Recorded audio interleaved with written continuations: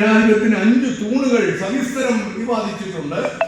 അതിൽ ഒന്നാണ് ഭരിക്കുന്നവരും ഭരിക്കപ്പെടുന്നവരും എന്ന വിവേചനം അവസാനിപ്പിക്കണം എന്നുള്ളത്. അത് സോനു പറഞ്ഞിരിക്കുന്നു. അത് വളരെ പ്രധാനപ്പെട്ട കാര്യമാണ്. നിയമവും ചട്ടവും നിയമനിർമ്മാണ സഭകളിൽ ചർച്ച ചെയ്യണം, പാസ്സാക്കണം. അതിന് പൗരന്റെ അനുവാദവും വേണം.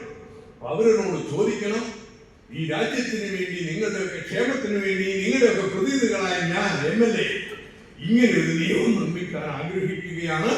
അതിന് ആ നിയമത്തിന്റെ കരടിൽ നിങ്ങൾക്ക് പറയാനുള്ള ആക്ഷേപങ്ങൾ അല്ലെങ്കിൽ അഭിപ്രായങ്ങൾ ഒക്കെ രേഖപ്പെടുത്തണമെന്നും അതിനെ തുടർന്ന് നമ്മൾ ചർച്ച ചെയ്തിട്ട് നിയമം നിർമ്മിക്കുമെന്നും, ഈ നിയമം നിർമ്മിച്ചു കഴിഞ്ഞാൽ അതോടൊപ്പം തന്നെ ചട്ടവും നിർമ്മിക്കുമെന്നും. വളരെ സൂക്ഷ്മമായ ഒരു അവസ്ഥയാണ് ചട്ടം നിർമ്മിക്കാൻ ലെജിസ്ലേറ്റീവിന്, പൗരന്റെ പ്രതിനിധികൾക്ക് അവകാശമില്ലായിരുന്നു. ഈ ചട്ടമാണ് നമ്മൾ ഊതിരിക്കുന്ന വക്കീലന്മാരൊക്കെ ഏറ്റവും ഊതിരിക്കുന്ന ഘടകം ചട്ടങ്ങളാണ്. 50 പേര് നിയമമുള്ളെങ്കിൽ 500 പേരുണ്ടാവും ചട്ടങ്ങൾ. ഈ ചട്ടങ്ങൾ നിർമ്മിക്കുന്നതിന് നമുക്കൊരു പങ്കില്ല, നമ്മുടെ ജനപ്രതിനിധികൾക്കും പങ്കില്ല. ആ ശോച്യാവസ്ഥ ദൂരീകരിക്കണമെന്നാണ് ഇത് നമ്മൾ പറയുന്നത്. അത് ചെയ്യാൻ വലിയ വിഷമമുണ്ട്. ഇന്ത്യൻ ഭരണഘടന തിരുത്തൊന്നും വേണ്ട. ആളുകൾ എന്തെങ്കിലും പറയുമ്പോൾ സ്വാമി ഇന്ത്യൻ ഭരണഘടന തിരുത്തണം എന്നോ ബുദ്ധിമുട്ടുള്ള കാര്യമാണ്. ആളുകൾ പറയുന്ന കേട്ടാൽ തോന്നും ഇത് UN-ന് എന്ന അപേക്ഷ കൊടുത്ത് മേടിക്കേണ്ട ഒരു സംഭവമാണ്.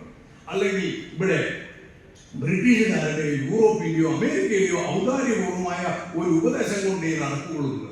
ഇത് നമ്മുടെ നിയമനിർമ്മാണ സഭയിൽ ഒരു നിയമം പാസാക്കിയാൽ മതി. ഒരു ഉദാഹരണം, ഇവിടെ നമ്മൾ പഞ്ചായത്ത് പ്രസിഡന്റെയും മുനിസിപ്പൽ ചെയർമാനെയും തിരഞ്ഞെടുക്കുന്നത് മെമ്പർമാരാണ്. ആ മെമ്പർമാർ തിരഞ്ഞെടുക്കുന്നത് കൊണ്ടാണ് ഈ കാശ്, അഴിമതി, തട്ടിപ്പ്, പക്ഷപാതമെല്ലാം നടക്കുന്നത്. അത് പൗരൻ നേരിട്ട് പഞ്ചായത്ത് പ്രസിഡന്റ് തിരഞ്ഞെടുക്കണം, പൗരൻ നേരിട്ട് മുനിസിപ്പൽ പ്രസിഡന്റ് തിരഞ്ഞെടുക്കണം, പൗരൻ നേരിട്ട് മുനിസിപ്പൽ കോർപ്പറേഷന് ചെയർമാൻ തിരഞ്ഞെടുക്കണം, അല്ലെങ്കിൽ മേയർ തിരഞ്ഞെടുക്കണം.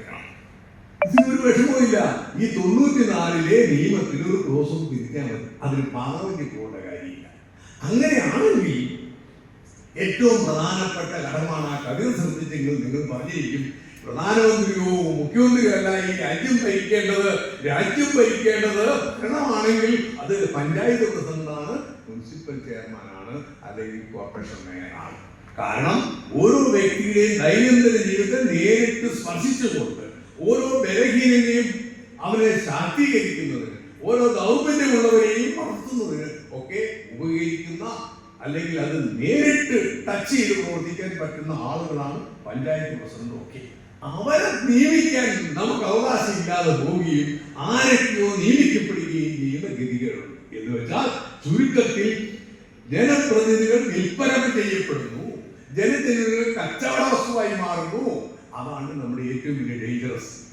MLA-യുടെ തലത്തിലും MP-മാരുടെ തലത്തിലും ഒക്കെ ചില കച്ചവടങ്ങൾ ചിലപ്പോഴൊക്കെ നടക്കാറുണ്ട്.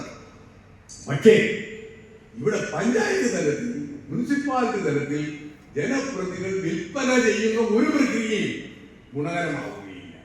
അതുകൊണ്ടാണ് പൗരന്റെ കയ്യിലേക്ക് ഈ അധികാരം വരണമെന്ന്. അതുകൊണ്ട് പൗരന്മാരെല്ലാം മര്യാദക്കാരോ ഒന്നും ആയിക്കൊള്ളുന്നില്ല.